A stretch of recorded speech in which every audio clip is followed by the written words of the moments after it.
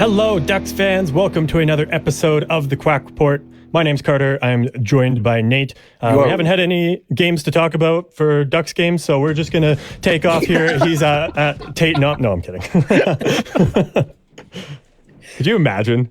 It's like a 1 minute podcast and like 50 seconds of it is music. I'm really glad I didn't cut you off actually for a joke that I had, because that was, I think, better. Oh, okay. Well, what's your joke? You can share it too, and then we can let people vote. Man, fucking turn it down. It's All-Star weekend. I'm hungover as fuck like every other NHL player at this weekend. Yeah. At least Troy Terry, I would imagine. I was laughing at the Sportsnet broadcast that was talking about like, oh, you know, if you're yawning, it's, you know, like your body's like using up like so much oxygen that, you know, like that you're tired. Doesn't have enough kind of thing. And like that's how they were trying to put, you know, like the players yawning before the game, like the All-Star games themselves started, the warm-ups. And like we're showing last year as well that clip of Johnny Gaudreau and Thatcher Demko yawning, and I'm just like, that's what you're trying to cover it up with? Come on, they're out partying. They were literally out. Come on. Yeah, they were literally out until 5 a.m, and then they were like, "Oh fuck, I got to get a couple hours of sleep before the game." And then they slept for like maybe 2 hours, slammed some hash browns and sausage from the free breakfast and Tylenol and Tylenol and a coffee, and then they hit the ice. Oh man, got a feel for the. For the guys that play the first game too, and looking at the scores, like that had the least amount of goals too. So like, I feel like it always happens that way. The first game has less goals than the others. Yeah, and it's always like they say it's like, oh yeah, like the first one is the one that, you know, sets the tempo kind of thing, and that did not really set the tempo. I think. No, I don't think so. I don't know, because like they were. I guess we're already kind of jumping around in our outline. I know, whatever. Yeah. Who needs an outline? But because I think it was David Amber of Sportsnet was talking with Matthew Tkachuk before the second game started between the Metro and the Atlantic, and was like, yeah, you know, like this, like, you know, they say like the first game sets the tempo, and like, you know, it got like a little more in that game, and I was like, okay, maybe for like 5 minutes at most, kind of thing. Yeah. Like otherwise it wasn't too high tempo. That second game definitely was the most high tempo, but for sure, yeah.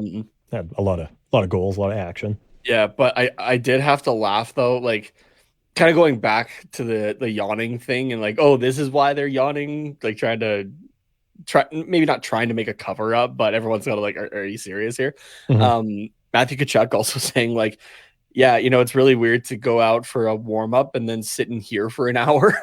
Yeah. Like kind of pointless. And I was like, oh, all right. It's like, I had to get up for this shit. Like, come on. Gary's going to walk downstairs and go, Matthew, what the fuck? Yeah. But.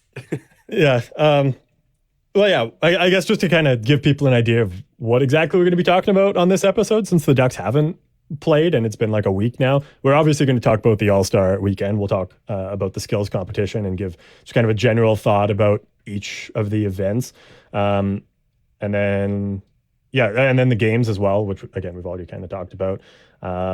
More Fall Out Boy talk because they played in the intermission, and then we'll tie it back to the kind of the regularly scheduled programming, I guess, where we talk about upcoming Ducks games, because I guess today, if you guys are listening to this on Monday when it comes out, there will be a Ducks game.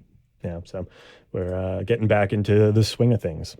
Hopefully Terry's over his hangover at that point. Hopefully, yeah. And then I suppose that, yeah, I mean that's it in terms of like the regular stuff. We don't have news because the Ducks haven't done anything because it's their bye week. So yeah, that's kind of what we're going to be doing today. So if you don't give a shit about the All-Star game, you can jump to the end and listen to the upcoming games, I suppose. But Sean Tortorella, that's you. Yeah. But I guess, I mean, can get into the Friday festivities if you want, unless there was something else you wanted to talk about off the outline, or what was I going to say? Oh yeah, I think the only team that did anything over the break actually was the Islanders. Yeah, because not only did they trade for Bo Horvat, they signed him this morning to an 8-year by $8 million contract. 8 mil or 8.5? I thought it was like 8.5 from Might have been Freedom. 8.5, but yeah, just Let's see. Yeah. decided to. Oh shit! I'm throwing my phone around. I mean, pretty wild week for Bo Horvat with getting traded on Monday, going to the All-Star game on the weekend, and then getting signed on Sunday. Yeah, like the guy really didn't take a break, apparently. Yeah, no. Or Lou's just like, hey, you have time away from the rink. Can we do this? And Bo's just like, I guess because you're my new boss. Yeah, right. I have to because you're Lou Lamoriello, and otherwise you're gonna be like Red Foreman and shove a foot up my ass. Yeah. Happy for Bo is currently trending on Twitter, by the way. 8.5 is what Sportsnet tweeted out about half an hour ago. So, damn. Yeah. So, I mean, that's a pretty good number for him. But honestly, I thought he might have waited until the summer to see if the Canucks came crawling back, as they should have, if that was the case. Yeah. The Canucks should have gone crawling back. Mm-hmm. And been like, we're sorry, we fucked up. Yeah. Because they definitely did offhand. Like, just off the bat, I feel like. So, oh, for sure. Yeah. But anyway. So, yeah, but that's really the only news, like, not even just for the Ducks, because obviously that's not Ducks related, but around the NHL, that's really all that's happened because there hasn't been games since Wednesday when we last recorded. So, yeah, there's a couple comments from Gary Bettman, I guess, that I didn't put in here, but that's something we can talk about. I don't know, like on Wednesday's episode or something if we want. Sure, yeah, but we'll see what happens, how busy Wednesday's episode is, but yeah, we'll do that. Really, not a whole lot of news otherwise. So. Yeah. Okay. Well, yeah, I guess for the one other major piece of news here, that's the first thing on the outline that I made that I'm just, oh yeah, like there's no news. There wasn't any news. Oh yeah, right. There was a fucking announcement. Yeah. In my defense, I woke up about like an hour 15 ago. It takes me a little bit. Yeah, it happens. It happens. All right, let's get going here. Okay.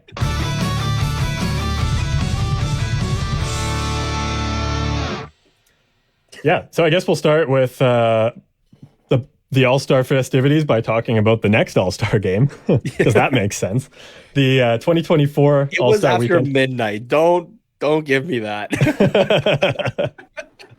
I was trying to get ahead of it so I could sleep in this morning. Sure enough, I did. The 2024 All-Star weekend, it'll happen around the same time, first weekend in February, the 2nd and the 3rd, and it will be held in Toronto for the first time since 2000. So, 24 years, I guess, by that point. And it'll be, Toronto. So, which is one of the few places that NHL players are actually willing to go. Yes, it is cold, and yes, it's Canada, but at least it's Toronto. Yeah, right? Exactly. So it's like by the sound of like a few different insiders like Elliot Friedman or that, it's the NHL might be leaning towards, kind of a rotation of like big city and warm climate. Yeah. So basically, if you're not Toronto or Montreal in Canada, you're not getting a game. Sorry, it's not happening. Yeah. Unless they decide to move it to the summer, and then they're like, okay, well, I guess maybe we'll go to Vancouver because they have a beach there, maybe, but only if it's in July. Yeah, exactly. Not to single out Oilers fans in particular here, but I know I saw a few of them complaining about like, well, does that mean like we're never going to get an All-Star game? Yes, dude, exactly. Nobody wants to go somewhere where it's minus fucking 40 Celsius. Yeah, it's for their break. No. Yeah, exactly. Like.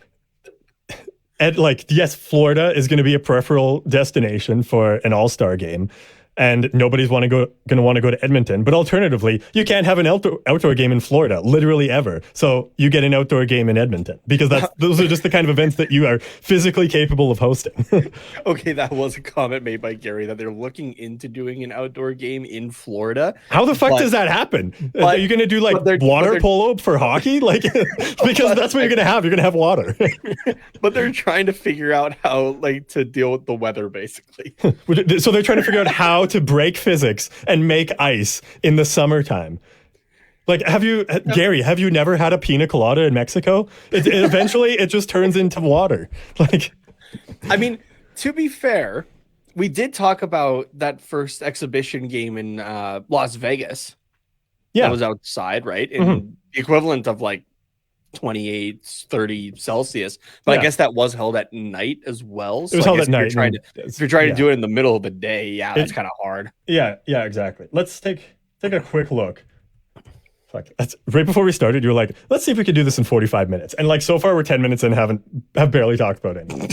So we'll get to it. We'll Try for an pick up hour. the pace. But Florida lowest recorded temperature. Let's see the lowest recorded temperature in Florida ever. -2 Fahrenheit. That means nothing to me, but we shall see. That'll actually be pretty substantial, I think. Yeah. -16. So, but that's the Yeah. lowest ever. That was in 1899. Oh fuck. So, and that's the lowest. Yeah. Yeah. Okay. Now that we've done that, Florida, average low temperature. Maybe? Yeah, and go for like in like February, because I'm assuming it'd be a stadium series. I don't think Florida is getting a winter classic. Yeah. Okay. Average temperature in Florida by month. Looks like January is the coldest month that for average temperatures, and that would be 59.3 Fahrenheit, which is 15.2 Celsius in January. And that's the average temperature from 1991 to 2020. Okay. That is potentially doable. Yeah. And then, so from like, and then they have a range here. So in January, yeah, still January, average highs between 16 and 26 Celsius, which is 60 and 78 Fahrenheit. And then the average low, so if you did it at night, 2 degrees Celsius to up to 19 Celsius, or 36 Fahrenheit to 66 Fahrenheit. So like, it is possible, I suppose. January, February, even March, if you had like a later game, but you're kind of cutting her close, because the low can be up to 27 in March, probably end of March. But so yeah. Okay, from John Matisse, senior writer for The Score, Bettman says the NHL, quote, is taking a look at, end quote, staging an outdoor game in Florida one day. Weather seems to be the biggest hurdle. yeah, because I mean, you could schedule one and like just hope that it's going to be, close to freezing, like as a low temperature, and have it like in the evening. But if it's not, then you can't do anything. Like, what are you going to do? And then you have, like I'm looking at like some of the quote tweets. Weather in Florida is a hurdle. Hey, you don't say. Yeah. That's just funny, but yeah. Anyways, long story short, the sorry, this is progress for the NHL. Remember when it forgot about the sun at Lake Tahoe? Yeah. The thing that happens every day, and if it doesn't, then the world ends. Yeah, that one. It's just gonna be 3-on-3 roller hockey. I like that one. Honestly, that wouldn't be awful to have like an NHL regular season game played as no, hockey. No. Not a regular season game, but like some sort of event where it's like a roller hockey, or like ball hockey, or I think even field hockey. But I think the PA goes, fuck no. That's just my thoughts, but yeah, but it's like something you could do in the off season. Like anyone who's interested, like in, I don't know, July, when there's like literally nothing, or I guess August, when there's literally nothing exciting going on, it's just like, okay, who wants to do roller hockey? And the NHL will still mismarket it, have not really a whole lot of people there because players are on a break.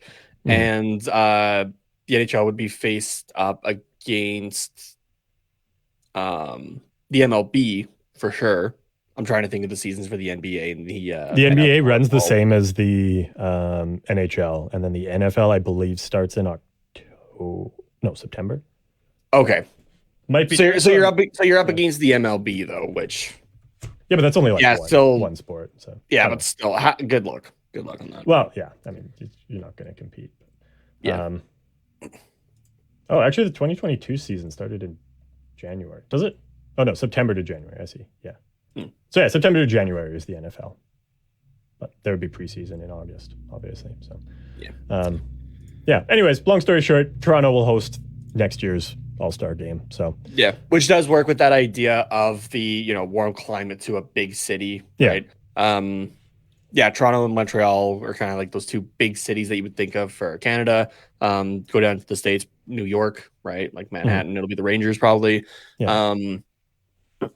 Outside of that, though, then everything else is mostly warmer climate, right? So, especially with Anaheim moving on, I forget what the name of the whole thing is called, but like kind of the updates around Honda Center and whatnot in the next couple of years, right? Like look for an All-Star game maybe to come our way at some point. Yeah. I don't think the Kings have held one recently, so they might be another option as well. Yeah. Not San Jose, hey. Well, San Jose too, I guess. No. San Jose just held it a couple of years ago, Oh, did they? 2019, I think. Okay. 18 or 19.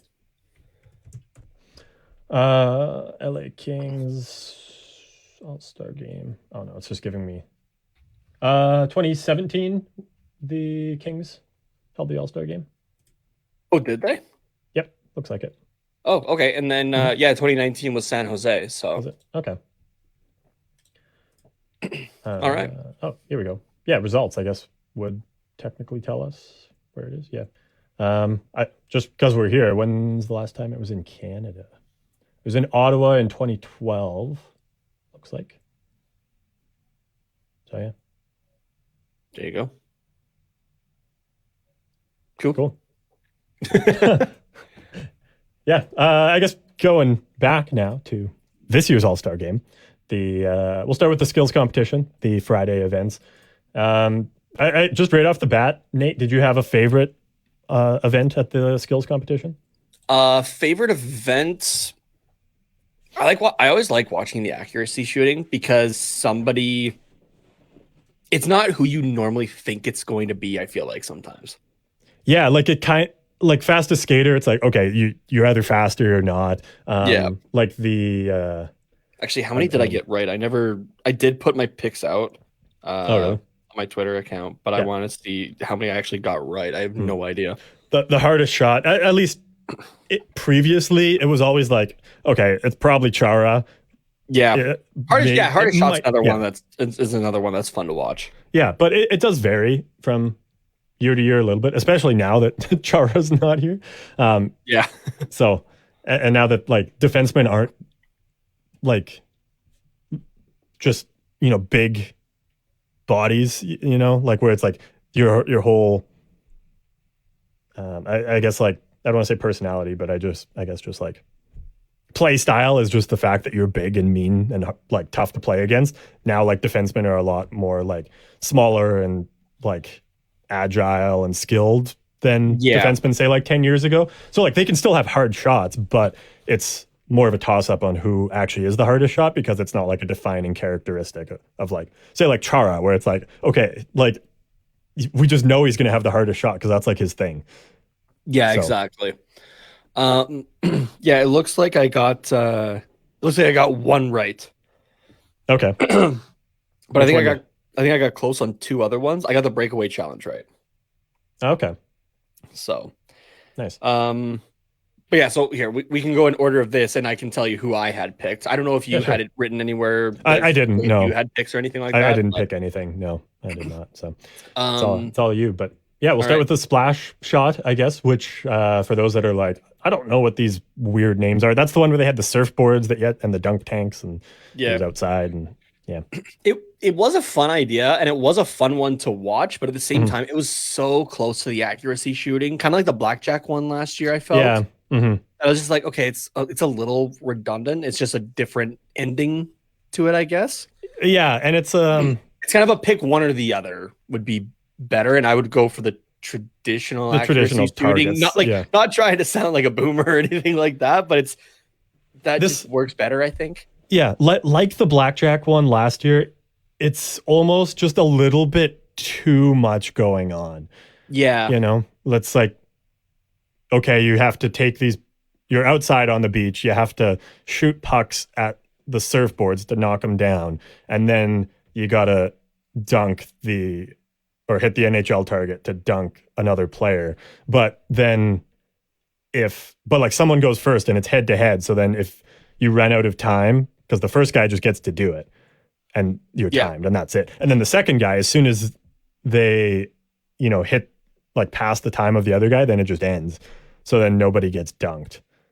Yeah. So it's just kind of a letdown. Like I wanted to just see all the NHL players get dunked. Yeah, exactly. But we didn't get that. So no, unfortunately not. But you could maybe blend the two if you wanted to do something like this again in the future, of have like you have the traditional accuracy shooting, but then that time stops and you have, let's say you have that set time then to hit a smaller target that dunks somebody in. So it's like a bonus kind of thing. Yeah. Like, okay, like you hit the styrofoam disc. Now you have to hit something that's half the size. That could be kind of interesting. I don't know. I'm just throwing out an idea there. Yeah. Or similar to how they did it like a tournament style this year. Like they took the top 4 this year for the accuracy shooting and then did head to heads. And we'll get to that after. But you could do the same sort of thing where you take, say, the top 4 and then the bottom 4 are on dunk tanks, and then the top 4, it's like a race to dunk the players. I like that idea, actually. So then only one of them doesn't get dunked, because then it's like rank 1, 2, and 3, and then the 4th guy is. Yeah. That's when you definitely have to do it at the end of the night, because you're getting guys. You're going to make a fucking mess. Yeah, exactly. Yeah. Yeah, I don't know. But yeah, besides that, the Rantanen Makar pairing won this one. On the splash shot, yeah. On the splash shot. It was fun to watch, though. Don't get me wrong. It was just it just felt a little redundant with the accuracy shooting, but it was interesting to watch Igor Shesterkin try to do it with the goalie stick. Yeah. He did not bad. Honestly, he did better than I thought. So. Yeah, it was good to watch. So obviously I knew he could shoot the puck, because like goalies do that all the time for stretch passes, but I thought they do more area passes, so I thought the accuracy would be kind of off, but he was pretty accurate. It was more just the height seemed like a struggle for him, but eventually he did get quite a few. So. Yeah, he's using his regular stick, and he was barefoot, I think, when he normally has skates on, right? So yeah, it's definitely a little bit more tricky. But who all did we see get dunked? I know we saw Matthew Tkachuk. So Crosby got dunked, I think, and who was the other guy that did? I forget. Was it Adam Fox? Oh no, or was he a shooter? I don't remember. I think he was a shooter. Yeah. I don't know. The article should have it all there. Oh yeah, I guess it's here. So Rantanen and Makar beat Fox and Shesterkin. So I think Fox got dunked at the end there. So okay. Oh yeah, at the end. There would have been no, I guess that was it. Yeah. There just would have been 3 guys that got dunked. Yeah. So yeah. What was the next one? The pitch and puck. Yeah, that one was cool. That one was kind of a cool one, actually. I did enjoy that one. Yeah, I think it would have been more entertaining if the guys weren't as good. Like if some of them got it into the moat, I guess, into the water. Yeah, or like just like really screwed up their shots. But like the 4 that they got to do it were actually like really good at it. So, but it was still entertaining in that way, because you're like, wow, you can tell that it's impressive. But it would have been great if they had like someone that sucked at it, just for comparison. Yeah, the one thing that I found out with the pitch and puck was that like a golf ball will bounce and then roll, right, in the same direction or about the same direction, depending on like kind of like a hill or the dip or anything like that. However, the pucks, right, they could just like completely like spin off edge and still run into the water, and that almost did happen with a couple of guys. So like that did kind of like bring in that little bit of uncertainty with it. It was a fun thing to watch, and Nick Suzuki birdieing the par 4. That's pretty damn impressive, actually. It's not bad. My favorite thing. I don't think they were starting from like the original tee box though. Like it looked like they were like middle of the fairway, right? Yeah, they were. So. But still, my favorite thing I think about it though was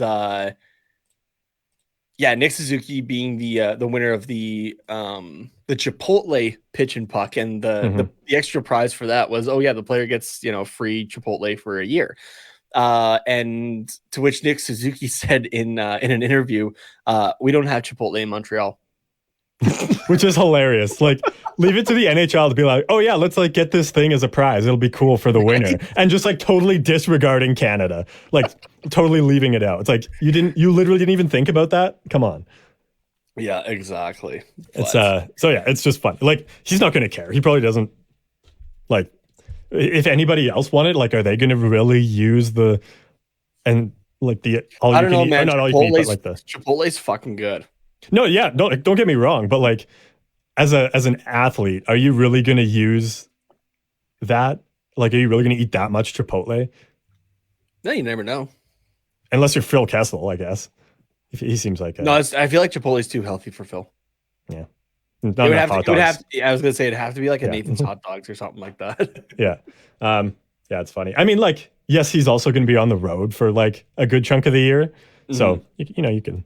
But it's I don't know if you want to be and everything like that. He's not going to Chipotle, I don't think. Yeah, well, I don't know. You could. Yeah, never know. Yeah, maybe after a game, he gets a hat trick or has a 5-point night one night. He's like, "Fuck, I'm treating myself to some free Chipotle." There you go. Shit, I'm in Montreal tonight. Damn it. Yeah. Yeah, I don't know. It's interesting. Yeah. The Tendy tandem. That was a kind of a interesting one to watch. As we talked about on our last episode, we weren't totally sure how the rules were, and it seemed like nobody was really sure until the event started, but you picked up on it right away. Like, you got the idea as soon as the first round happened. You were like, okay, makes sense. I've got it now. So, but yeah, it was really, really, really cool. I liked it. For me though, it was the first part of it, of like the goalie shooting it from behind the net onto the other net. Like, that was the most exciting part of it for me. And then the second half of 1-on-0, 2-on-0, 3-on-0 was kind of Yeah, it was like whatever. Because like if it was all NHL guys, they all weren't overly trying. However, when the women came in though, those girls were trying. Oh yeah, and they fucking embarrassed the goalies too. It was fucking Sarah Nurse. Sarah Nurse's goal there. Jesus. Ooh, that was good. I love how after she was like, "Oops," like I don't know if I should have done that, and all the guys were like, "Fuck yeah."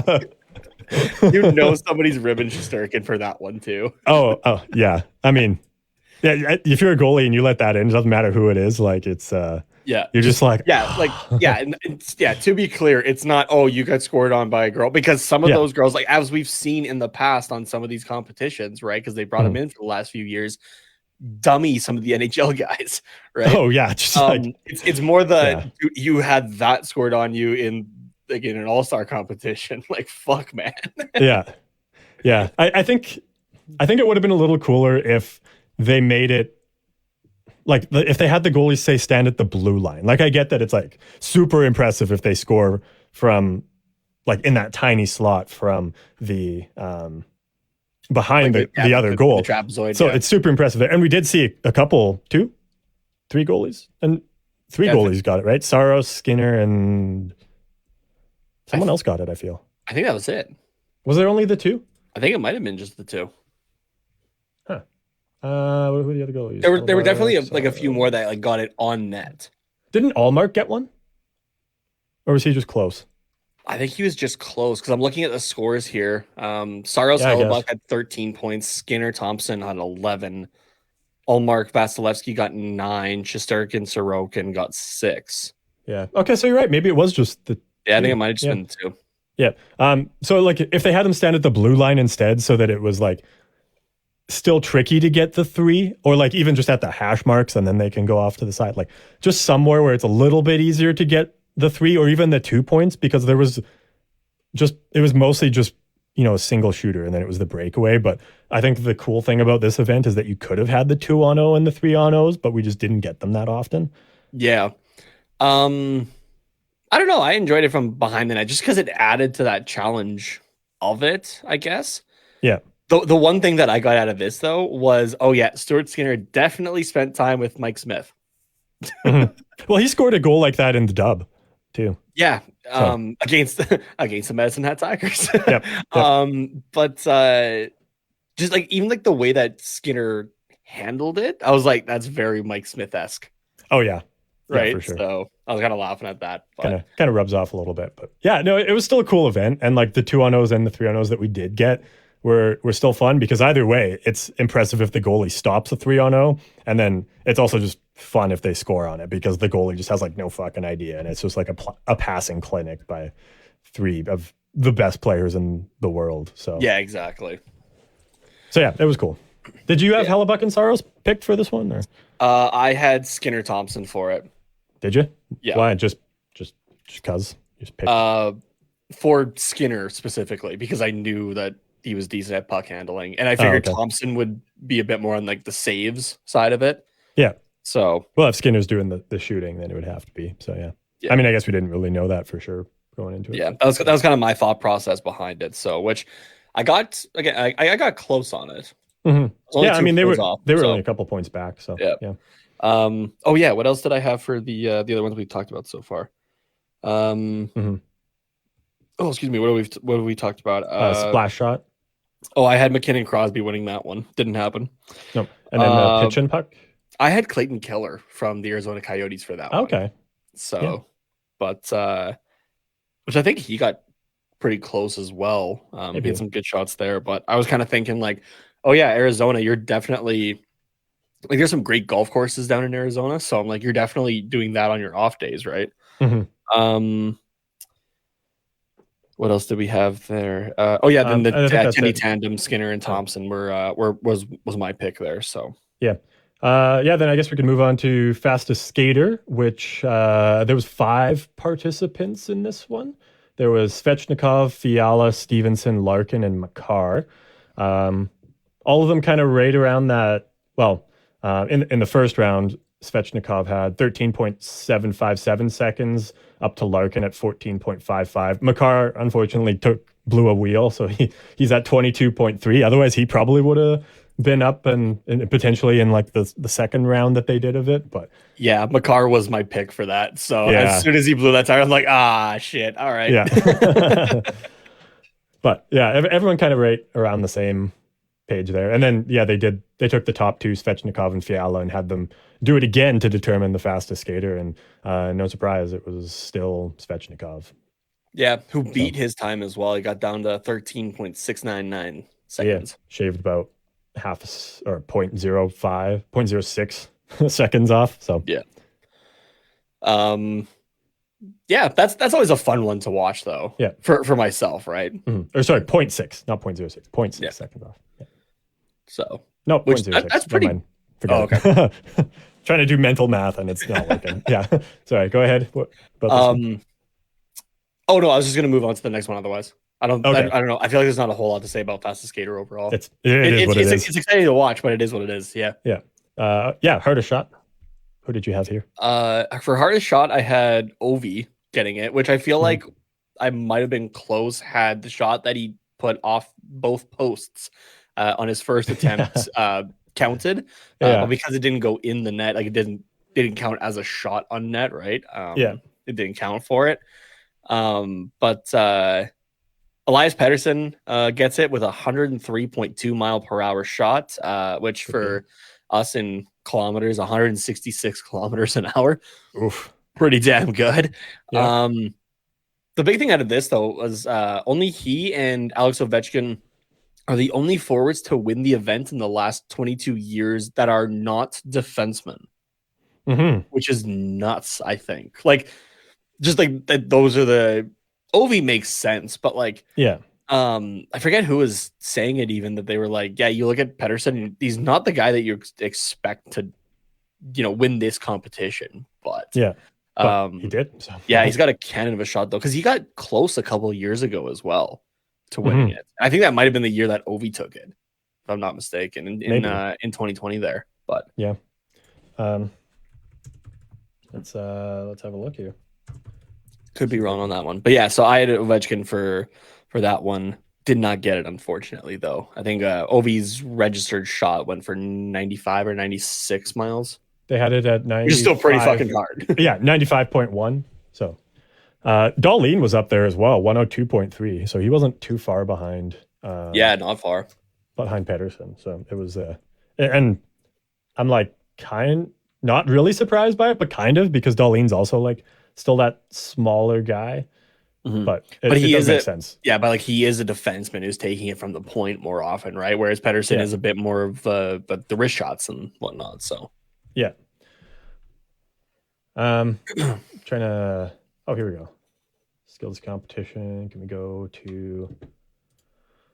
I don't know. you're still Current looking events. for Yeah, I've found the article now for. Oh, it just has the winners, but yeah, Ovi won it in 2018. okay. Yeah, 101.3 miles per hour. Damn. So yeah, it's pretty impressive. But it doesn't have like the runners up or anything like that. So Oh, okay, gotcha. yeah. Um yeah, the next one was the accuracy shooting, Brock Nelson taking that one. I had Mhm. Nazem Kadri for it. I was so close. You were, yeah, because he was, well, I mean, he was the final, or he was the second guy, I guess. Yeah, he Yeah, finished so. he finished second in it. But I don't know, the way that they changed a couple of these having like the like semifinals and finals, like Mhm. I like the idea, but at the same time, I don't like how spread out it was. Yeah, where they had the preliminary rounds, and then they went off and did something else, and then they cut it in with a video, and then they did another Yeah. preliminary event, and then they cut it in with a video, and then they finished one event. Like, it was kind of all over the place. It felt too jumpy. Like it would have been better just okay, we got, the four, and while it's still like, everyone's just watched it, go to the final.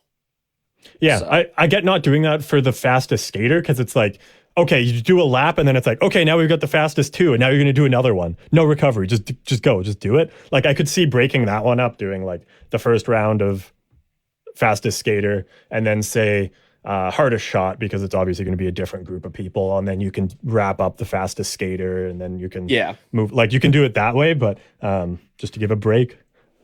Or you just keep it at, oh, okay, you were the fastest. Well, yeah, that You had too. one chance to do it. You were the fastest. Good job. Yeah, that would Because be you look my at, choice. But if you are going to do it more of a tournament style, which for maybe some of these events it could work, but I don't think all of them, then like, I don't know, try and keep it together. yeah, You can. because the accuracy shooting, you had McDavid in the preliminary round do it in under 10 seconds. Yeah, what was it, 9 point That was something? ridiculous. And he went 4 for 4 too, obviously, because he did it. Yeah. That So like quick, that yeah. should be the winner. Yeah. However, though, because of how it actually was, semifinals, finals, the Battle of Alberta reigned supreme in Calgary's favor. Nazem Kadri beating Connor McDavid, fuck you, and then losing to Brock Nelson, who did it in 12.4 seconds Mhm. in the final. To beat Kadri. Yep. Yeah. This is one where, and I this is a little bit of like, oh, McDavid's obviously the best, and so this event is bullshit and doesn't matter, and like, I know that he's the best and he's the winner in my heart, and like all that shit. There's a little bit of that is going to come through with what I'm going to say, but it is also just I mean, he did show that he was the best out of all the times. Yeah, exactly. That was still the best one. Yeah. So if anyone listening, it's like, hate if you want, but I wasn't a fan of the way this was set up, and I think it kind of shows a flaw in the event, like just this specific event as a whole, because yeah, McDavid went 4 for 4 in the preliminary round, 9 point whatever seconds. And then it was him and Kadri going head to head, and McDavid went 4 for 4 again. But he did it in 10.5 seconds, whereas Kadri went 4 for, what was it, 5 or 6 in 10.1 seconds. Yeah. Yeah, 4 for 5 in 10.1. So he was taking his shots faster, and happened to, but like technically was less accurate, but like, because he took 5 shots to get all 4, whereas McDavid took 4, but Kadri still did it faster. So it's like, is the winner, should it be based off of like, it should be the based off of how many percentage or the shots. time? Yeah, it should Yeah. be based off the percentage, because Yeah. it depends on the pass that you're getting as well, right? Mm-hmm. Yeah, exactly. So it just sort of shows a little bit of a flaw with the event, because I mean, Kadri still did well. Like in the first 2 rounds, I think he went 4 for 5 in the semis, and I think in the first round went like 4 for 6 maybe. I think he went 4 for 5 throughout it. I could be wrong. Did he? Yeah, yeah. I'm not sure, but it's just like what it feels weird to base accuracy and who wins off of a timed thing. But if you didn't have the time, then you could just have guys taking 4 or 5 seconds to dust off the puck before picking their spot. Whereas when you have the clock, then it's a little bit forcing them to have a little bit more pace, but also still be accurate.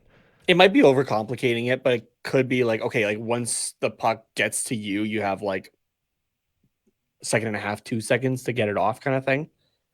Yeah, like I said, it might be overcomplicating it that way. But yeah, it's kind of tough. So I don't know. I think personally, if I was to just come up with the rules 100% by myself, it would be what's your shooting percentage? Like how many shots did it take for you to get all 4 targets?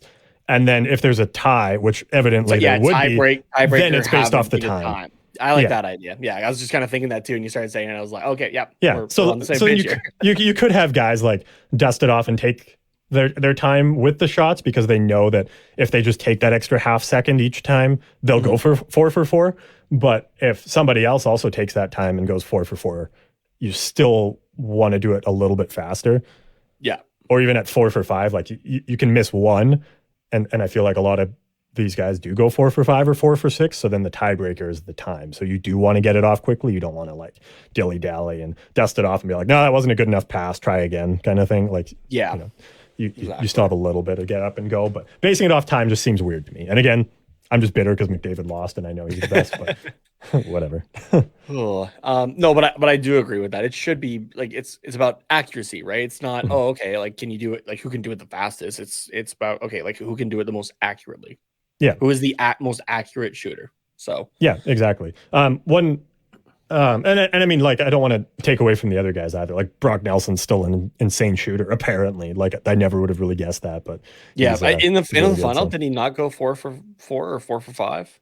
Like he still went. Yeah, like he still did. Yeah, like all 3 rounds, he did like phenomenal. I was like, holy shit!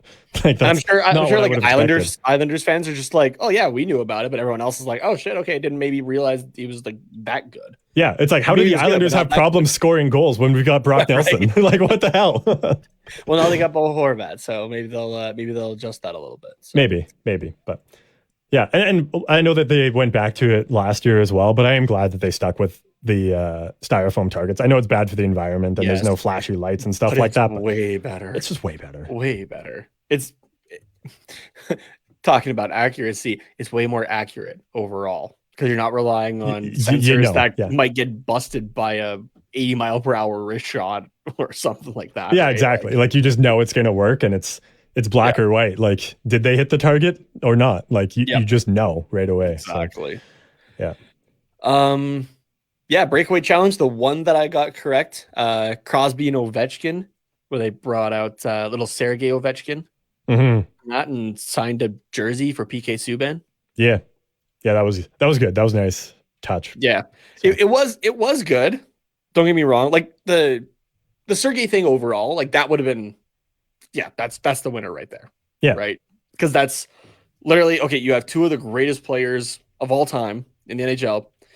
And you have the next generation of it, basically, right? Yeah. I mean, if Crosby had a kid and like him and Sergei were doing that. Oh my God, yeah. Holy fuck. That would have been something. But Crosby, start whipping that out. We need your offspring coming up so that when Sergei is in the NHL, it can be, baby or Ovi Jr. versus Crosby Jr. And yeah. Because he doesn't have kids, I don't think, does he? No, he doesn't. Figure it out. Come on. But you're already behind. But at the same time, like, did we need to have the guys sign the jersey on the ice, kind of thing, right? Like there were a few things just throughout the skills day that just seemed to kind of drag it on more than it needed to be. I guess that's just one example of it. I do agree. But what were the other ones? Well, there was the Happy Gilmore. Oh yeah, right, David. Yeah, which I totally called that on Wednesday's show. You did. Which that was good, but I did see some people salty of like, you're referencing a 30-year-old movie. Oh, yeah, most large majority of the population I feel like know Happy Gilmore. My girlfriend knows Happy Gilmore. Like, and she doesn't give a shit about golf or hockey. Like, it's an Adam Sandler movie. It's funny shit. Yeah, exactly. Yeah. And there was Dodgeball last year. Like, that's not 30 years old, but it's at least 20, I want to say. Exactly. Dodgeball. Well, maybe not. It'd be close. It's the movies that you're watching on the team bus at some point. Yeah, exactly. Right. 18 years old, but Dodgeball was 2004. So okay. Yeah. What else did we have? Matthew Tkachuk bringing out his brother Brady, Alexander Barkov as the lifeguard, which they didn't announce who the lifeguard was. And so I think like everybody in the arena was just like, okay, we have a lifeguard out there, and had to like wait for it to be like on the Jumbotron or something to be like, oh shit, it's Barkov. It's the captain of the Florida Panthers. Holy shit, right? Yeah. Yeah. Okay. I had no idea who that was either. So I was like, I feel like I should know who this is, but like, I don't know. Yeah, so that was Barkov. And then the captain of the Miami Dolphins. That was a fun little like local touch, right? Yeah. And everyone knows who that is, but not the captain of the Panthers. That's funny. At an NHL event. Great job, NHL. Like if you want to know how great NHL marketing is, that is your example right there. Yeah. A lifeguard. It's your captain, Alex Barkov. Yay. No, but they didn't even do that. It was just like we need a lifeguard. We need a lifeguard. Yeah, but nobody recognizes him. And then they're like, the captain of the Miami Dolphins. And then the crowd loses their mind. It's like, yeah exactly. And of course, bringing in Roberto Luongo because they needed a Hall of Fame goaltender, which Roberto Luongo back just in goalie pads in general. Mm-hmm. I loved it. So good. The pool noodle was a nice touch too. Yeah, exactly. I was seeing a couple videos on my TikTok feed of because they had like some like the hockey personalities of like Pavel Barber and that kind of thing down at All-Star Weekend as well. And there's a bunch of them out with Luongo and his kid, who is also a goalie. And Luongo was saying to all of them, do whatever.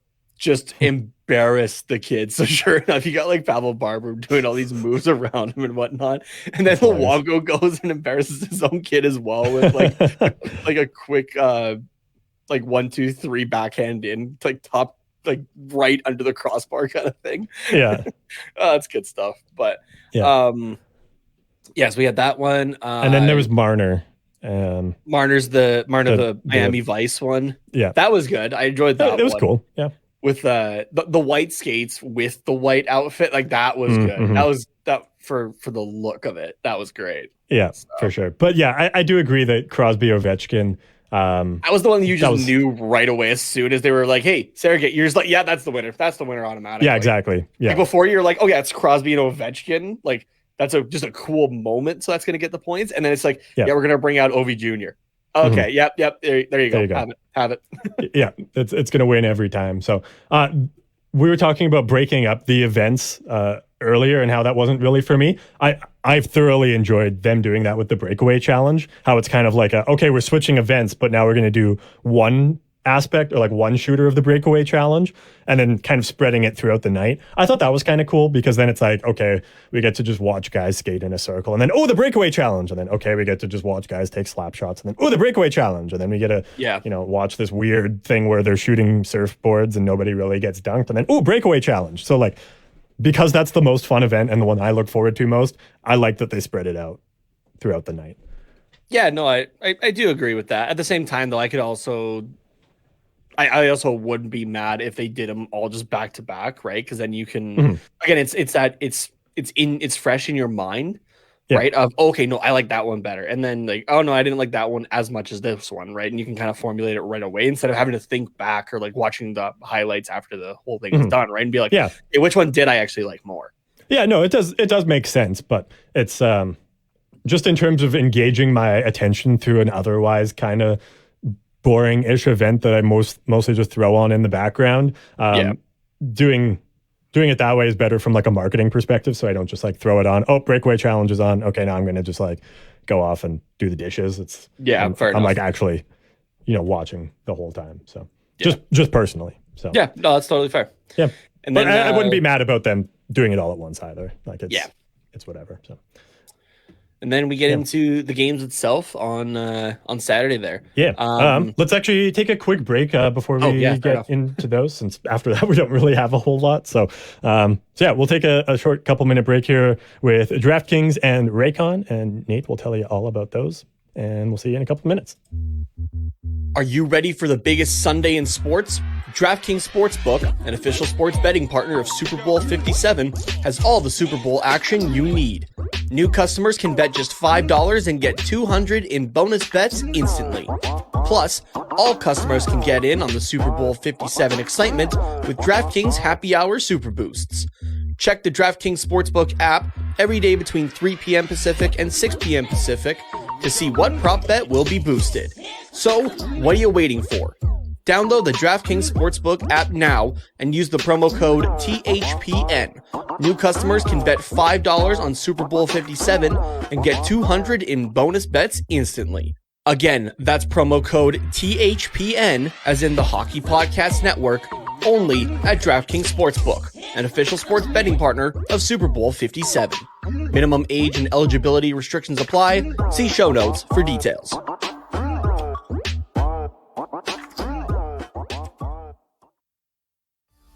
This time of year, everyone's talking about making big changes, which is all well and good, but most of the time, pretty unrealistic.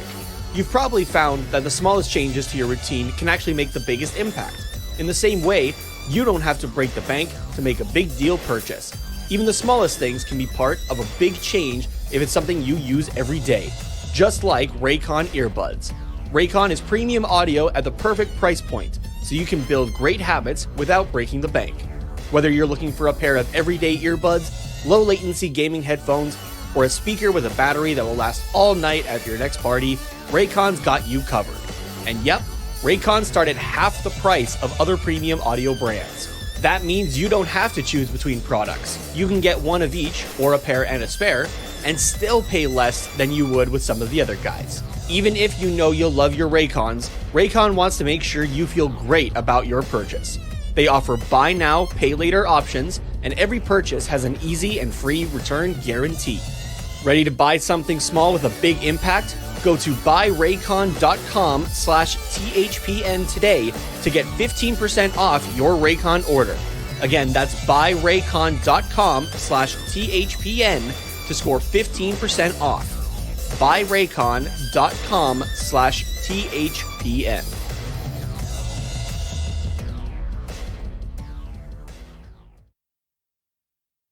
All right. Now we can get into the All-Star games themselves on the Saturday there. So, I don't know. I'm a little hungover for this. it's okay. You can go have a nap. Just like put your cardboard cutout in the chair, and I'll take it from here. Oh, am I playing? Even Sorry, am I part of of game 2, Metro versus Atlantic? Is that what we're doing? Yeah. Yeah. So you can sleep it off. Oh, perfect. You did your warm up already. You can go sleep it off in the dressing room for the next 45 minutes to an hour, and then you can get going. Yeah, this one was a little bit of a. It's what I expected out of this tournament, honestly. It's the best way to describe it, I think, is the most expensive game of beer league you will ever watch. Yeah. Actually, it's free because they don't get paid for this. Well, I mean, I guess there's the $1 million prize, so I guess it is kind of expensive that way. Okay, it's expensive in the sense of who is on the ice. Yeah. Put it that way. Like if a black hole opened up and swallowed up the entire arena, or just like the entire rink, like, and all the players fell into a hole, it would be an expensive insurance claim. Yes, I suppose. Yeah. Yeah. No, it was all right. We got to see Troy Terry do something. Skate around. Yeah, but yeah, because he didn't do any of the events. Obviously, because we didn't talk about him in this. Yeah, kind of odd. I guess he wasn't the only one that didn't do anything. Who else didn't? I don't think Stevenson did. No, I thought Stevenson was part of one of the events. I'm pretty sure he was introduced for one of them. I forget which one. Maybe for the Tendy Tandem, he was a shooter.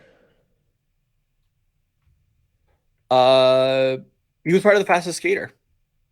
Was he? Yep. Are you sure? Oh yeah, he was. I'm looking yeah, at it there we go. right Oh, yes. here. Yep. Okay. Yeah. 14.19 seconds. He was just right in the middle, I guess. Okay. Yeah, I guess. I think everybody was a part of it except for him. Why?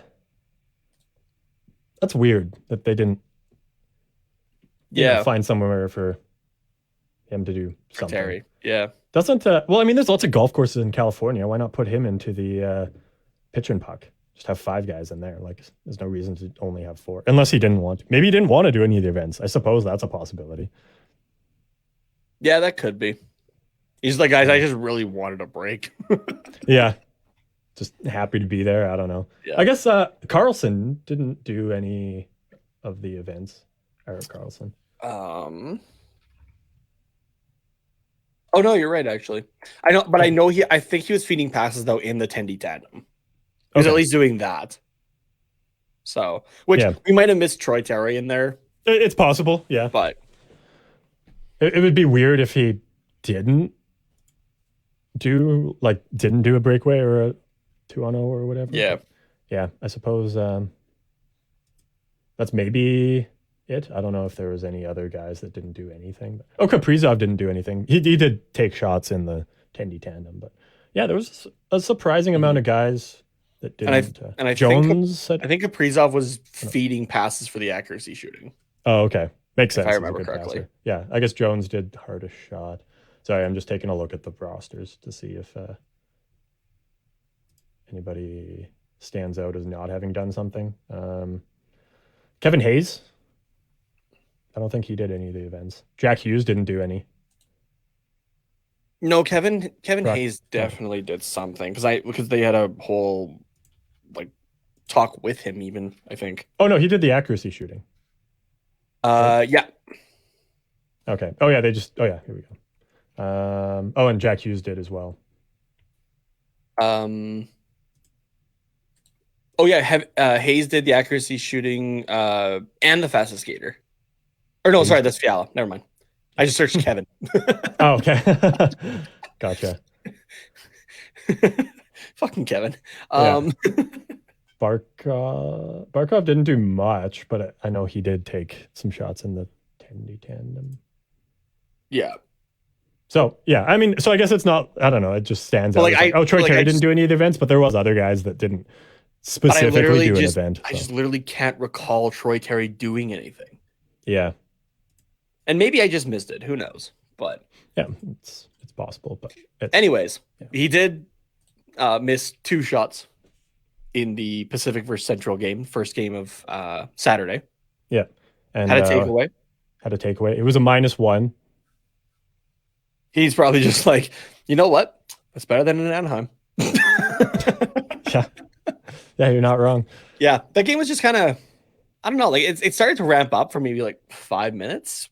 It's always like that, though. Otherwise, it was just kind of what I expected of it, which is part of the reason I'm not a big fan of the 3-on-3 format for the All-Star game. It's just kind of, it's kind of meh, I find. Yeah, it was really cool when they first started it, and when 3-on-3 didn't really have a game plan to it. It was just, I don't know, go out and do stuff, don't get scored on and score a goal. That was literally the game plan for 3-on-3. But now it's okay, take your time, skate around with it, wait for an opportunity. And for an All-Star game, that just doesn't work. Yeah. And they do try a little bit less on defense for the All-Star game, so you do end up with a few more 2-on-0s and back and forth, and especially when it's the Pacific, who only has Eric Carlson as a defenseman, as a legitimate defenseman there. Yeah. The Central have Makar, Jones, and who was the other Morrissey. one? Morrissey. Yeah. Yeah, definitely a bit of a difference there. So that's out of the whole weekend, if there's one thing I could change, it would be go back to East West. And actually, no, not even East West. I would actually go back to the just 2 teams 5-on-5 to the fantasy draft thing, though. Yeah, right. Yeah. That would be awesome. It would be to go back to when that was the peak. That was the peak of the NHL All-Star game.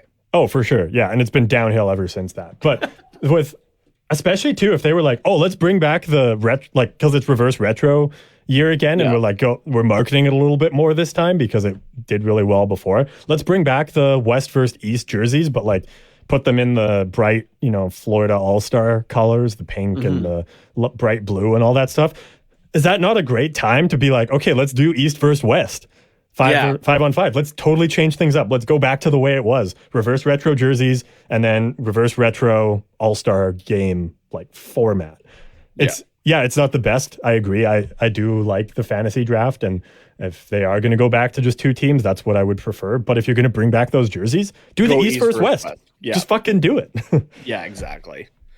You have here the coaches challenge. Yeah, I'm not upset that it happened because it's the coaches are there and there is money on the line, and it's part of the fun of it as well, where it's like, oh yeah, they scored a goal and but I think it was offside, and then it's not what people are there for. That's not what people are watching it for, right? Like leave that for the regular season. I do agree with I was kind of laughing at this. It was Elliot Friedman and Ron McLean on the Sportsnet panel agreeing that, who cares about offside for the All-Star game? Like, even with the $1 million on the line, right? Which is if it's like egregiously offside, then sure. Yeah, then you call it, right? But like, we don't need a challenge in the All-Star game, that right? Much, yeah. Exactly. Like, sure, okay. It didn't take like a few minutes, like a lot of them do, right? It took. Well, yeah, because they probably looked at it and they were like, whatever, let's call it back. Yeah, exactly. But still, right? So, I think the only good thing we've gotten out of an All-Star game offside challenge is that clip of Erik Karlsson from a few years ago where he just tosses his gloves, right? Yeah. That's the only good thing we have gotten out of it. Leave it out, all right? Like the whole weekend's about fun, right? Like, and I think that's what the NHL somehow misses in all of this. Is about fun. There was, I'm jumping ahead a little bit to the final game, but there was that penalty shot that Dahlin got, and the dying seconds. In a penalty. No, it shouldn't have been, but that's not something that's normally called in an NHL game as a penalty shot. That should be called more, because that is correct. Yeah, exactly. Like at that time, it actually was. And the ref, instead of calling a penalty for the last, I don't know, I think there was like 40 some seconds left, he was like, no, penalty shot. And then it's like, okay, that's exciting. Yeah. Yeah. And how about, like, instead of putting someone in the box for 2 minutes in the All-Star game, it is just a penalty shot. Yeah, because I think they adjusted pawn it down hockey to style. 1 minute for penalties. But I do agree. You just go straight to penalty shot, 3 style, right? Like exactly. On EA NHL's. And just because it's fun. And you know what? The ref recognized that. Like if this was a real game, he wouldn't have called that as a penalty shot. There's absolutely no way. But because it's for fun, he was like, penalty shot, and that's exciting. Yeah. So that I was happy about, but even though it wasn't really a penalty. So the Metro versus Atlantic. Oh, sorry, by the way, the Central beat the Pacific 6-4. The Pacific then got to go enjoy the beach for the rest of the day, rest of the weekend. Yeah. The real winners here, really. Yeah, exactly. Playing the first game, losing, and then you're good. You're off. It's like when you're at work and your boss is like, it's a slow day. I'll let you go a couple hours early. Don't worry, you'll still get paid for it. Just get out of here. Like, don't waste your time. It's a nice day out. Go grab some ice cream, head to the lake, and I'll put I want ice cream. Fuck you. Put an extra $30 on your paycheck or whatever. So. Yeah. The Atlantic versus the Metro, if they do continue with the 3-on-3, is how I want every single game to be. That was high intensity. Ovechkin is chirping Andrei Vasilevsky. Yeah, right. Like, that is what I want. This is what I want to see. Like, this is what would actually make the 3-on-3 format exciting for every game. Right? 10-6 in a 20-minute game? That's almost a goal a minute. And it was actually like, it was an actual competitive game. It wasn't these guys just going out for a skate kind of thing. And how to put a couple pucks in the net. The fucking passing play from Crosby and not McDavid, Crosby and Ovechkin.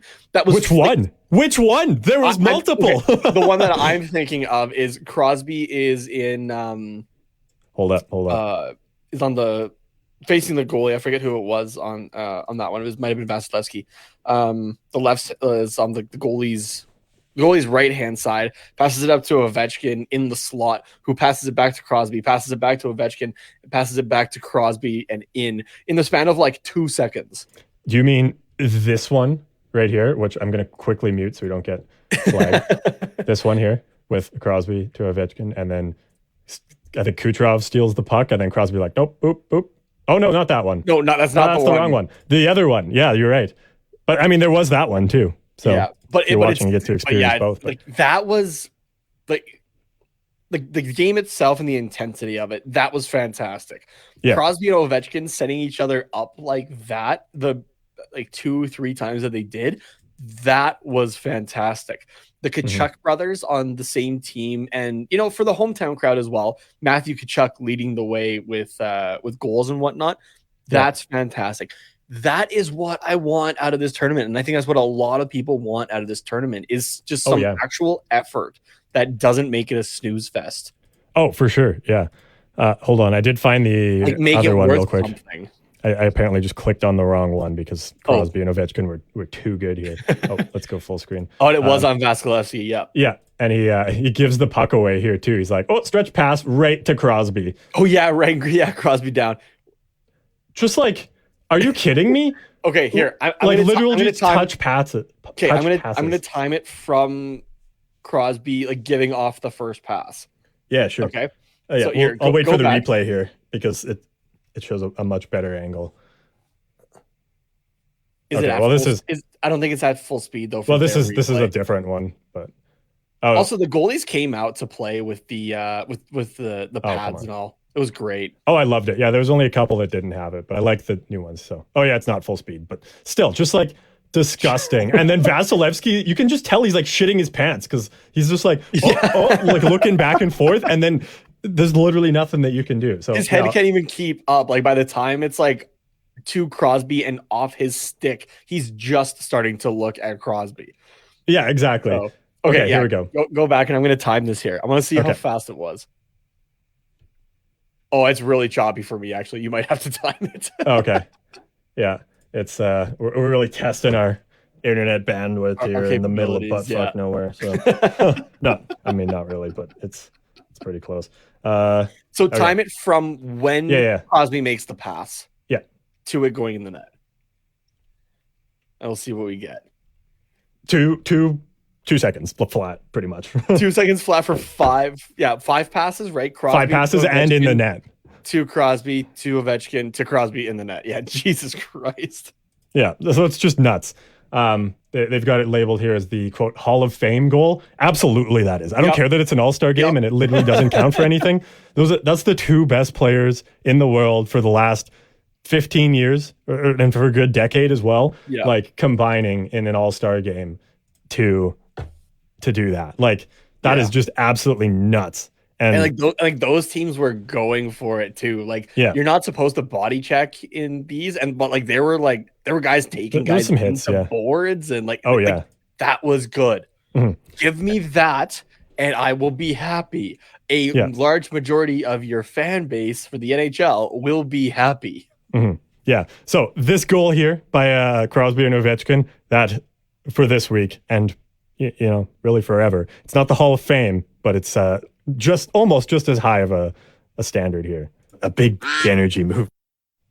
Absolutely massive. And then one for the other goal that they got, the one that I showed first that was only like 3 passes or whatever, so less good. It's also a big energy move. And then just for the dynamic of the two together, like throughout the whole weekend, and just how much fun they had, and like, they're rivals, but like obviously they're also like, I don't want to say friends, but they have a respect for each other, in a way. And also for little Sergey as well. That was a big energy move. Yeah. Good stuff. Yeah. And then we got to I have this in here though. We chronological order.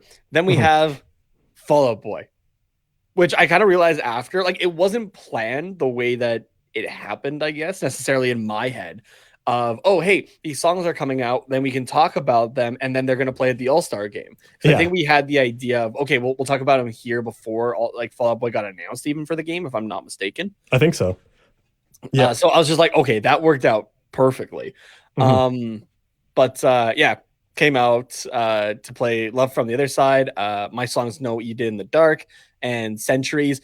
The only thing I would have done differently is add Sugar We're Going Down at the end of it, or Thanks for the Memories. One of those two songs. That's Instead the only of Centuries? Thing. No. Add. Yeah. Like add to that. Like make it.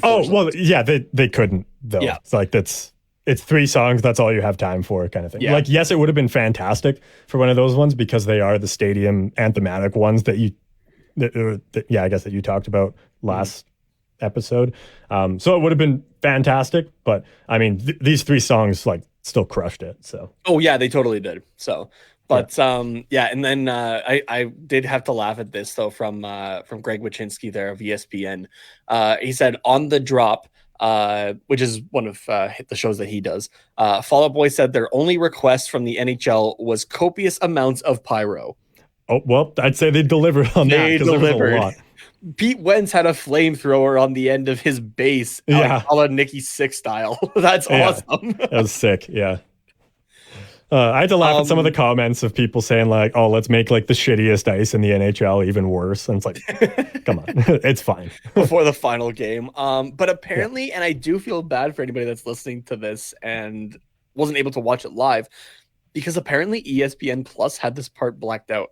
They didn't show it. Commercial, yeah. What the fuck?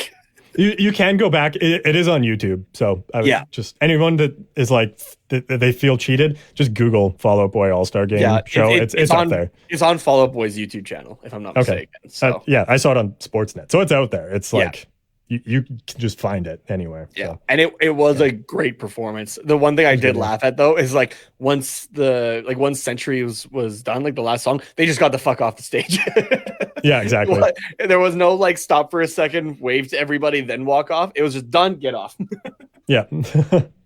I did have to laugh at that, but yeah. I liked how the mascots kind of like introduced them as well. Like they did like Patrick and Pete, like the arm thing. I don't know what it's called. And then the kind of the wave, or I guess, whatever. Yeah. So it was cool to have them. I would have liked if they were like dancing in front of the stage and like mosh pitting around. But I guess they are on ice, so maybe that's not fantastic. That's how you end up with every mascot in the NHL breaking all of their limbs. But it's I mean, you could put a mat, like a little dance floor mat up there, and have them mosh around. It would have been fun. But you have Gritty opening the pit. Oh yeah, just running like full tilt. Could you imagine? He just like runs full tilt, like head down, football tackle style at every mascot. No, you have the mosh pit going of the mascot, and then you have Gritty run up on the stage to do a crowd surf. Oh, absolutely! Jump off the stage and crowd surf with the other mascots. That would nobody catches Gritty.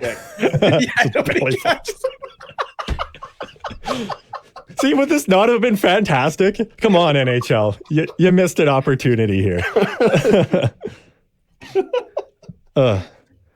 Speaking of the mask, NHL, if you want to hire us for your marketing efforts, we'll choreograph the mascot chaos here. You can reach out to us on Twitter at Quack Report Pod, or our email. I did like. I mean, having the mascots there is always fun, but.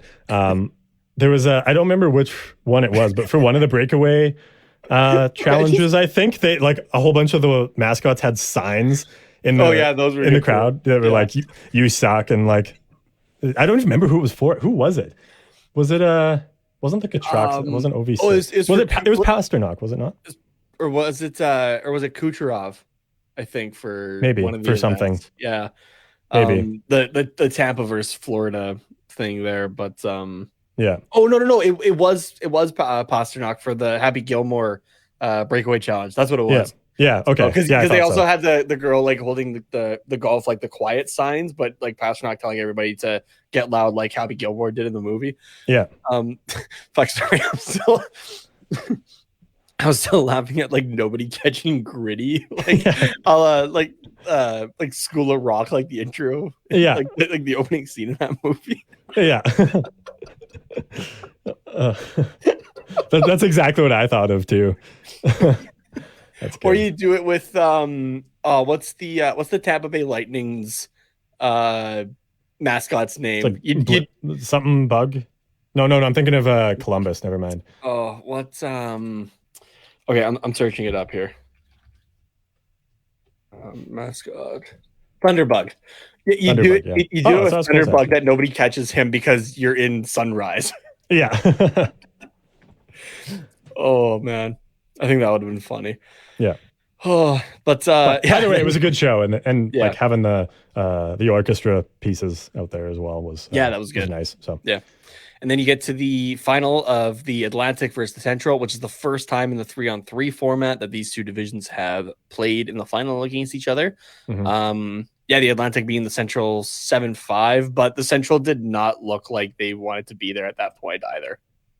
Yeah, So probably not. So yeah, and I mean, like they also like they played the first game, didn't do the second and then they had period, to wait and then had to do it for back a while. Yeah, Yeah, it's another thing that I think doesn't totally work about the the 3-on-3 format. format. Yeah. I wonder if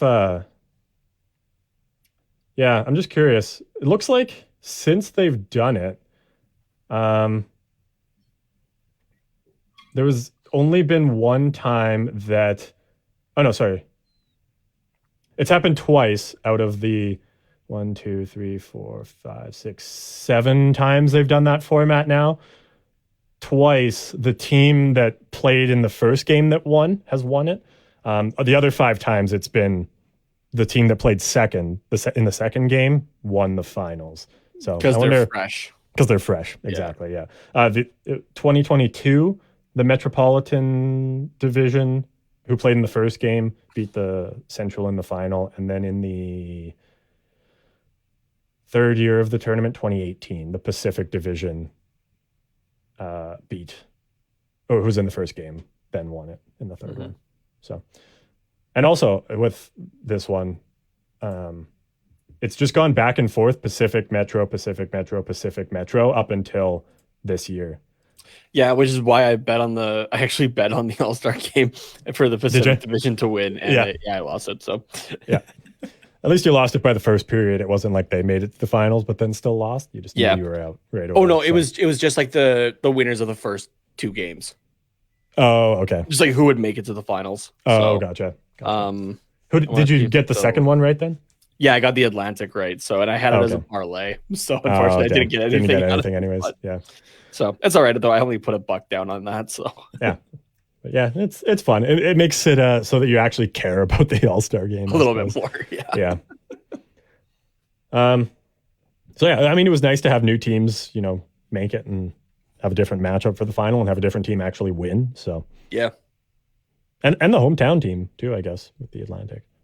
Yeah, that's true. Technically, so that is true. Yeah. Yep. I don't know. Has that happened before? I don't remember. Not sure offhand. That's a you figure it out thing. Yeah, because I still got it open. Nope, not that one. Not that one. Not that one.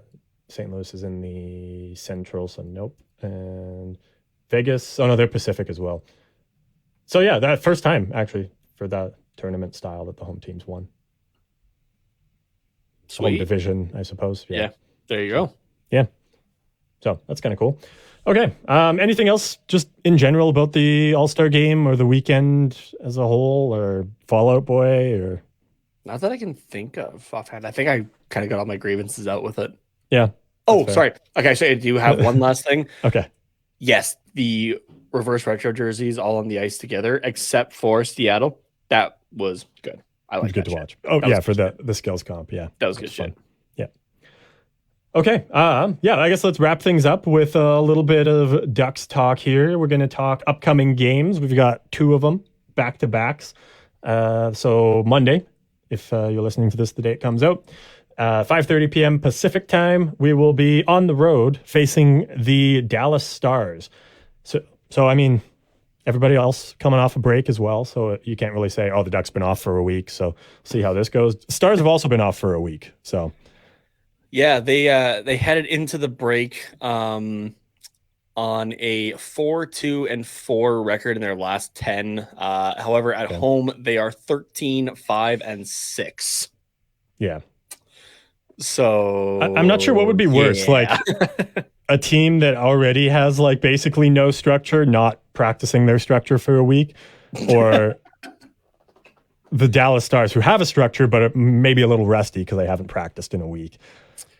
Like I said, I think Jake Ottinger is going to be like, I got snubbed for the All-Star game. He's going to be one of the few guys that kind of cared about it, I think. Yeah. And should have been there, I feel. Over Saros, you think? Yeah. I would agree. Yeah. Not that Saros has had a bad season, but like yeah. But with Ottinger, with the one representative from each team, which I forget who I saw say it. One adjustment that I think would be better overall if you want to keep with that representation thing, send 2 from each team. Maybe you make the teams a little bit bigger, sure. Yeah, well, but I think send 2 but from like each team. I was just looking at the time on ice here for like these guys. Like then everybody only has a played. friend. Yes, but like they only yes, the Pacific Division only played in one period, but like each of these guys only had like anywhere between 5 and 7 minutes. Most of them kind of around 6 minutes. So like that's not really a lot, anyways. So like if you keep the format the same, then you're cutting everybody's time in half. So everybody gets 3 minutes. So they get like 3, maybe 4 shifts. So that's where you go to the full game, 2 teams, right? Because you could, like, you don't. But then you still even have more guys. So then you're having double the rosters. Yet, like, yes, they still have the potential to play for the full 60 minutes, but you're still having 36 guys, like 36 skaters on a team. Well, because each team, if you're, 16, 32 skaters. But remember, say like 3 of them are going to be goaltenders. So but that's just 36 skaters, and then you have all your goaltenders because you have 20. You would have 24 forwards and 12 defensemen if you followed like a traditional roster. Yeah, fair enough. So everyone's ice time still gets cut in half. I mean, you could do that. You could send 2 from each team to the weekend. Mm-hmm. Or even just one guy to the weekend, but some of the guys are just there for the skills competition. Yeah, that could be. Mm-hmm. Right, then, you could totally have, like, say for the Ducks, like Trevor Zegras represent at the skills competition, and then Troy Terry. But not in the game or not in the game either. Yeah. Too. It could just be Terry and Zegras might be in the skills competition, but not play in the game, and then the game is your McKinnons, your Crosbys, your Ovechkins, your McDavids, like those guys that are already like 60 points on the season, 50 points on the season, rather than Terry and Zegras, who they're still having good seasons, especially considering the team they're on, but like still skilled and still skilled guys, but maybe not like deserving of playing in the All-Star game. Yeah, I get it. Anyways, so Ottinger got snubbed for the All-Star game, and he's going to be pissed about it. And his first victim is going to be the Anaheim Ducks, probably shutting them out. So, yeah. Oh, you calling a shutout? Oh, yeah, I guess you said that. I called that, I think, last week. Right. Yeah. I don't have my score prediction sheet up here, but yes, I do have a something to 0 penciled in here for the Dallas game. Yeah. So, I'll go 3-0. Yeah, it makes sense. That's let's pull this up so everyone can see me enter it. 3-0 for Dallas. Is that the first? Sorry, can we? All right, I guess. Sorry, make your prediction, and then I want to check if either of us have actually predicted a shutout this year. Yes, we definitely have. Yeah, but we'll go back to it. I'm saying 4. You know what? Yeah, I'm gonna do 4-1 finals until it happens, because apparently that's what I did the 2 other games, and I'll go for Dallas as well. There you go. Well, sorry, your microphone's crackling a little bit. Oh, is it? Again? Yeah. Is it? Yep. Oh, yep. We'll see. We'll see how it goes. We're almost done anyway. So, I'll still say Dallas. We have predicted shutouts before, because remember there was that. I did a 4-0 Vegas, because that's. Oh, yeah, right. What had happened at one point previously. And then during the dark times where we got shut out in back-to-back games. Oh, yeah, I predicted. And we both predicted shutouts for a few games. Oh, yeah, right. We did 3 games in a row there. Yeah. And then I think there might have been I did a 3-0 Seattle at one point. And 4-0 against Toronto. Which we actually ended up, 4-0 win, which we actually ended up winning 4-3. So yeah. Oh yes, because I thought it would be funny if Anaheim beat Toronto fans just embarrassingly. Yeah, that's right. I mean, they looks still like got pretty riled up about it. They did, yeah. It just wasn't as chaotic. So yeah, this is your first prediction for a shutout. Oh no, it's not because you did these three. Yeah, yeah. But those were dark times. We were in very dark places. So your first shutout prediction and just normal Ducks sucking. Yeah, exactly. Yeah, okay, and then moving on to the Blackhawks on Tuesday, so back-to-back game. The Blackhawks are 6-4-0 heading into the break. They're 9-16-2 at home. However, you kind of want to make that 9 turn into a 10-16 and Bedard. 2 because Bedard. Yeah. Yes, especially over the last week or so here going through Western Canada, which unfortunately Connor Bedard's it's maybe a good thing that we didn't go to that game, that we weren't able to go to that game, I should say. That was here in Lethbridge. Considering he scored no points that night. The Lethbridge Hurricanes breaking Connor Bedard's point streak at 35 games, where he put up, if I remember off the top of my head, 44 goals and 90 points. Yeah. Like, can you imagine having a 35 game point streak? And like, it's not even like, 44 points during that time, just 44 goals alone. Yeah. Over a point per game or over a goal per game pace. And then you put in assists and you're at like 2 points a game. That's nuts, man. Mm-hmm. Absolutely nuts. So yeah, I can't imagine the people that like paid, if anybody did actually bite on those tickets that were like, $100, $200 just for a single ticket to go see that. And Bedard doesn't even do anything. I saw one that got listed for $275. Yeah. That's for a single ticket. Yeah. Which I don't think it sold. Yeah, probably not. Also, the Regina Pats that Bedard plays for, still won the game too without him, which is kind of funny. But for this one, because Chicago was doing quite a bit better as well heading into these games. Just for reference as well, the Anaheim Ducks were 4-5-1 in their last 10 and on a 3-game winning streak. So I guess Anaheim was doing well as well. Mm-hmm. The Chicago Blackhawks were 6-4-0 and had just lost their last game heading into the break. I'm gonna go 3-2 Chicago. I feel like it's still gonna be a tight game. That's fair. Keep in mind, we still probably will see Stellars in this one, since it's the second half of a back-to-back. This will be Chicago's first game back from the break as well. I think, I forgot the Ducks had won 3 in a row before then. So, like, I don't think they win against Dallas, but maybe they got a little bit more mojo and chemistry developing. Mm-hmm. So, it might take a game to get back into that. And it's also the Dallas Stars, who, are they not still first in the division? Or yeah, they are. Yeah, okay. They are up on the Winnipeg Jets by 1 point, but Dallas also has a game in hand on Winnipeg. Yeah. Dallas also 5th in the league. Yeah, not bad. But, I think they figure things out a little bit in the very, very brief time between Dallas and Chicago. I'm going to say I'm going to keep the score the same, 3-2, but I'm going to say in favor of Anaheim. All right. I like it. Like it. Oh, I guess I didn't put this back up, but there we go. There's the proof. 3-2 Anaheim, 3-2 Chicago. There we go. I like it.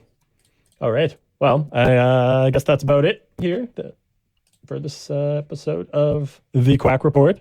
So we will be back on Wednesday for our live episode that you can find over on our channel at Quack Report Pod on YouTube or on Twitch, and engage with us in the chat there.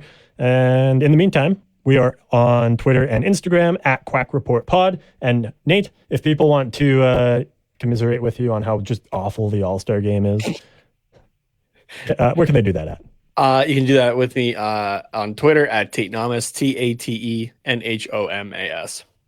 Sounds good. And if you talk some more Fall Out Boy with me, let's make it a thing. And me with Nate as well. He also likes Fall Out Boy. You can do that at Carter_Potts, POTTS_97 on Twitter.